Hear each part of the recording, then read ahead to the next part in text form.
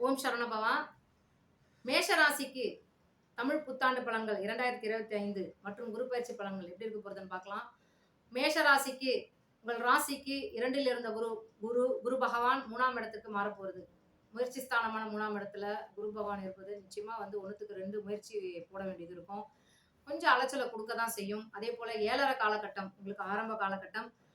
விரய சனியாக சனி பகவான் பிரவேசம் பண்ணியிருக்காரு. ஒரு மார்ச் மாதம் கடைசியில வந்து உங்க ராசிக்கு 12ஆம் இடத்துக்கு வந்துட்டாரு. அதனால 7.5 சனி காலகட்டம். இந்த காலகட்டத்துல இவ்வளவு நாள் வந்து குரு சாதகமா இருந்த ஒரு விஷயத்துல இப்போ இந்த காலகட்டத்துல 3ஆம் இடத்துக்கு குரு போயிருப்பது என்ன பலன்? முயற்சி விரயம். முயற்சி விரயம். நீங்க முயற்சி பண்ற ஒரு விஷயம் விரயத்துல தான் போகும் அப்படின்ற ஒரு விஷயம். என்னன்னா, திருப்பி திருப்பி ஒரு விஷயத்த செய்வீங்க. ஒரு முடிக்கிற தருணத்துல திருப்பி செய்ய வேண்டிய ஒரு அலைச்சல வந்து குடுக்கும். அதுக்கு வந்து சனியும் வந்து அதுக்கு ஒரு காரணமா வந்து வரப்போகுது.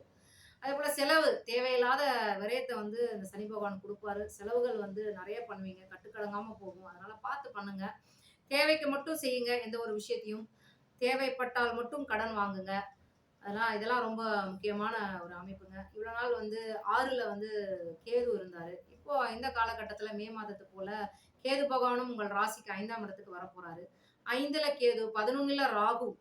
11ல இருக்க ராகு வந்து நல்ல பலன். அதாவது பாவ கிரகங்கள்ல எந்த கிரகம் இருந்தாலுமே 11ல வந்து பாவ கிரகம் இல்ல. சுப கிரகமோ, பாவ கிரகமோ, நவ கிரகத்துல எந்த கிரகமும் 11ல இருந்தா வந்து நல்ல பலன குடுக்க வேண்டிய ஒரு விதி கட்டாயத்துக்கு ஒரு இதுங்க அது. அதனால 11ல இருக்க ராகுவால நல்ல பலன வந்து எதிர்பார்க்கலாம். நிச்சயமா வந்து சனி 12ல இருக்காரு. அ குருவானப்பட்டவர் 3ல இருக்காரு. இந்த பயிற்சியெல்லாம் தவிர இந்த ராகு குருவின் பார்வை உங்கள் ராசிக்கு 3ஆம் இடத்தில் இருக்கும் குரு உங்கள் ராசிக்கு 7ஆம் இடமான களத்திரஸ்தானத்தை பார்ப்பது நிச்சயமா திருமணம் ஆகாதவர்களுக்கு திருமணம் கைக்கூடி வரும். அதே போல கூட்டாளிகள் இருந்த பிரச்சனைகள் பார்ட்னர்ஷிப்ல ஏதாவது ஒரு பிரச்சனை இருந்தது நண்பர்கள் மத்தியில சில கருத்து வேறுபாடு இருந்தாலும் இந்த காலகட்டத்தில் அதெல்லாம் சுமூகமா வந்து பழைய நண்பர்கள்லாம் தேடி வருவாங்க.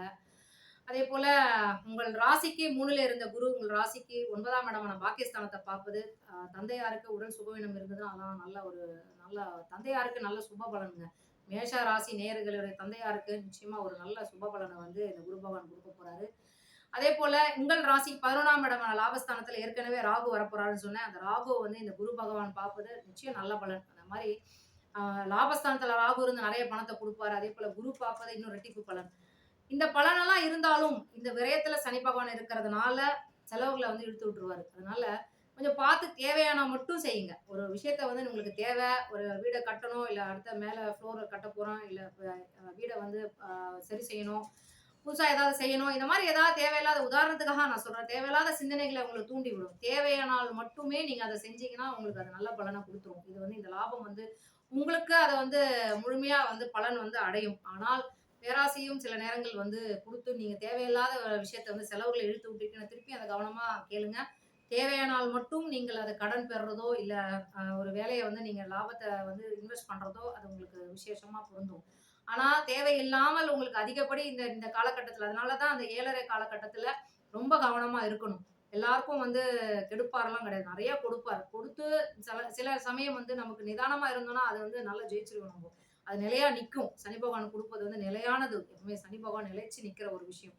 நம்ம பேராசை மூலியமா சிலர வந்து நம்ப செய்ற ஒரு செயல்பாடு வந்து நம்மளுக்கு அது தேவையில்லாத ஒண்ணு தானே. அந்த டைம்ல வந்து அது இருக்கக்கூடாது. அதனால இந்த கவனமா அத வந்து செயல்படுங்க.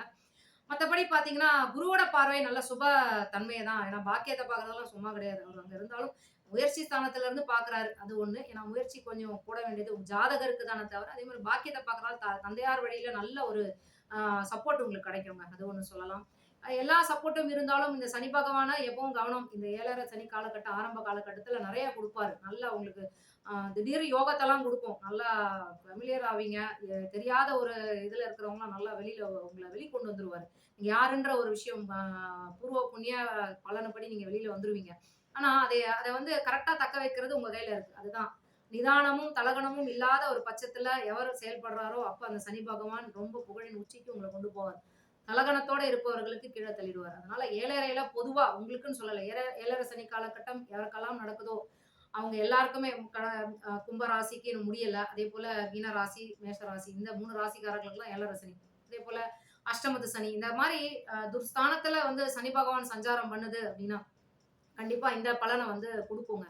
அதனால தேவையில்லாத சிந்தனைகள வந்து ஏற்படுத்தி உங்களுக்கு அதீத ஒரு குழப்பத்த குடுத்து நீங்க வந்து செயல்படும். அதனால இந்த காலகட்டத்தில கண்டிப்பா தினமும் வந்து தியான பயிற்சி மேற்கொள்ளணும். இது நான் எப்பவுமே நான் சொல்ற வீடியோல வந்து நம்ம கான்ஷியஸா எந்த ஒரு செயல்பாடும் முடிவெடுக்கிற திறன் இருந்ததுன்னா, நிச்சயம் சக்சஸ் ஆயிடும். ஒரு பாதிப்பு குடுக்குதுன்னா, ஒரு 100% உங்களுக்கு இந்த பாதிப்பு வரணும்னு விதிக்கப்பட்டு இருந்ததுன்னா, கான்ஷியஸா நீங்க பண்ணும்பொழுது அது 50% போயிடும். அதனால வராதுன்னு நான் சொல்ல வரல. ஆனா குறைக்கலாம். பலன வந்து குறைக்கலாம். அதனால தான் வழிபாடும் ரொம்ப முக்கியம். நம்ம தெய்வத்த ஏன் இந்த பரிகாரமா, வழிபாடா நம்ம சொல்றோம் அப்டின்னா, அங்கலாம் போயிட்டு வர்றது ஒரு சில கோயில்களுக்கு நம்ம போயிட்டு வந்தாலே கர்மா கழியும். அங்க போய் மிதிக்கிறதுக்குமே நம்ம கால் அங்க போய் பாதம் அங்க போய் படுறதுக்குமே குடுப்பன வேணும். அதனால முக்கியமா உங்களுக்கு குலதெய்வ கோயிலா இருக்கட்டும், இஷ்ட தெய்வ கோயிலா இருக்கட்டும், இந்த இந்த நேரத்துல வந்து நீங்க வழிபடுறது ரொம்ப முக்கியமான ஒரு விஷயமா நான் சொல்லுவேன். அதே மாரி ஜென்ம சனி அடுத்த இன்னும் 2 1/2 வருடம் கழிச்சு வரப்போற ஒரு விஷயம். இருந்தாலும் இந்த விரய சனியில வந்து இந்த இந்த காலகட்டத்தில தேவையில்லாத விஷயங்கள வந்து குடுத்தாலும், ஒரு நான் சொன்ன மாரி அலைச்சல குடுக்கும். 3ல இருந்த குரு சில அலைச்சல குடுத்தாலும், சனி பகவான் வந்து நல்ல அமைப்ப தான் உங்களுக்கு நல்ல ஆப்பர்ச்சுனிட்டி வேலையில வந்து வெளிநாடு பயணம். நிச்சயமா வந்து வெளிநாட்டுக்கு போறதுக்கான அமைப்பெல்லாம் இந்த மேஷராசி நேயர்களுக்கு வரும். அதேபோல 5ல வந்து கேது பகவான் இருப்பது. இதையும் நான் நிச்சயம் இந்த சமயத்துல சொல்லணும். நான் வெறும் சனிய மட்டுமே சொல்லிட்டு இருக்கேன்னு நெனைக்கிறேன். இந்த வருட பலன்ல வந்து 5ஆம் இடத்துல கேது பகவானும் வந்து மே மாசம் போல வராரு. இது கேது பகவான் என்ன பலன்? நிச்சயமா குழந்தை பாக்கியம் குழந்தைக்கு வந்து ட்ரீட்மெண்ட் இருக்கிறீங்கன்னா, இந்த கேது பகவான் இங்க இந்த 5ஆம் இடத்துல இந்த கேது பகவான் இருக்கும்போது, இந்த ட்ரீட்மெண்ட் இப்ப கண்டிப்பா மே மாசத்துக்கு அப்புறம் நீங்க போய் பாருங்களேன். உடனே 1 மாசத்திலேயே உங்களுக்கு வந்து கைக்கூடி வந்துருங்க. அதனால ட்ரீட்மெண்ட் பண்ணி கூட நெறைய பேருக்கு தோல்வி அடைஞ்சு நெறைய பேர் கேட்டுருக்காங்க. நான் இப்ப எடுக்கலாமா? இப்ப ட்ரீட்மெண்ட் இவ்வளோ செலவாகுது. நான் பண்ணலாமா? அப்படிலாம் கூட கேட்பாங்க. இந்த டைம்ல இந்த மேஷராசி நேயர்கள் பண்ணுங்க. நிச்சயம் சக்சஸ் ஆகும். அத நீங்க முயற்சி பண்ணுங்க. அது மாரி குழந்தை பாக்கியம்லாம் நிச்சயம் வந்து கூடி வந்துரும். அதனால பாக்கியத்த வந்து பார்க்குறாரு. அதனால உங்களுக்கு பாக்கியம், குழந்தை பாக்கியம் இருக்கு அப்டின்னா, பாக்கியஸ்தானத்த பார்க்குற குரு பகவான், அவர் புத்திரகாரகர். நிச்சயம் உங்களுக்கு வந்து இந்த காலகட்டத்தில குழந்தை பாக்கியம் நிச்சயம் இருக்கு. அதேபோல காதல் வயப்பட்டீங்கன்னா, இந்த நேரத்தில கவனமா இருங்க. ஏழரை சனி காலகட்டம் 5ல வந்து கேது இருக்கிறது. சின்ன சின்ன ஒரு சஞ்சலத்தையும், ஒரு குழப்ப நிலைய வந்து தேவையில்லாம அந்த 5ஆம் இடத்துல இருந்த கேது பகவான் குடுப்பாரு. அதனால அந்த காலகட்டத்தில நீங்க அந்த தேவையில்லாத ஒரு உறவு நிலைகளெல்லாம் நீங்க வந்து கட் பண்ணிடுங்க. ஆ அ தேவையில்லாத வராங்க அப்டின்னா, அந்த நண்பர்களா இருக்கட்டும், அது காதலா மாறுது. இதெல்லாம் இருந்ததுன்னா, கொஞ்சம் இதுவரைக்கும் போதும். இந்த காலகட்டத்தில கொஞ்சம் ஜாக்கிரதையாவே இருந்துக்கங்க. அவ்வளோதான் அப்டின்ற மாரி அவங்களுக்கு புரிய வச்சுருங்க. நீங்க தான் உங்க உங்க கையில தான் இருக்கு சொல்லப்போனா. மத்தவங்க அவங்க எதிராளி கையில கிடையாது. இப்படிதான் கிரகங்கள் ஒரு மனிதர்கள் ரூபா நம்ம சுத்தி இருக்கிற ஒரு விஷயம் மூலியமா அத நம்மள அணுகும். நம்ம தான் வந்து அத கவனமா வந்து கையாளணும். அதேபோல இந்த வழிபாடு சொல்லணும் அப்டின்னா, நான் கேதுக்கு வந்து 5ல கேது இருப்பதனால நிச்சயமா வந்து விநாயகர் வழிபாடு சங்கடா சதுர்த்தி அப்போ நிச்சயம் வழிபடணும். அது போயிட்டு வாங்க. முடிஞ்சா பிள்ளையார்பட்டி போயிட்டு வாங்க. அது வந்து கேதுக்கு வந்து நான் ஃபர்ஸ்ட்டு சொல்றது பிள்ளையார்பட்டி தான் சொல்லுவேன். அதேபோல ராகு பகவான் 11ல இருந்து உங்களுக்கு நற்பலனா தான் குடுக்க போறாரு. அதேபோல கேது இங்க 5ல இருக்கிறது வந்து அது வந்து சர்ப்பம் அப்படின்றதுனால, நீங்க கண்டிப்பா வந்து நரசிம்மர மலை ஏறி சோளிங்கர் நரசிம்ம பகவான போய் நீங்க வழிபட்டு வாங்க. நல்ல ஒரு ஒரு ஏறு முகத்த வந்து அவர் குடுத்துருவாருங்க. நல்ல அமைப்புங்க. ஸோ அதனால இந்த மாரி சின்ன சின்ன ஒரு பரிகார வழிபாடு முறைகள நீங்க மேற்கொண்டாலே போதுமான ஒரு விஷயம். இஷ்ட தெய்வத்தையும், குலதெய்வத்தையும் எப்பயும் மறக்காதீங்க. ஆ 7 சனி கண்டு பயப்பட வேண்டியது இல்லை. இந்த குரு பயிற்சி நல்ல சாதகமான பலன் தான். 3ல இருப்பதனால 1க்கு 2 2 முறை நீங்க முயற்சி செய்ய வேண்டியது இருக்கும். மத்தபடி நல்ல அமைப்பு.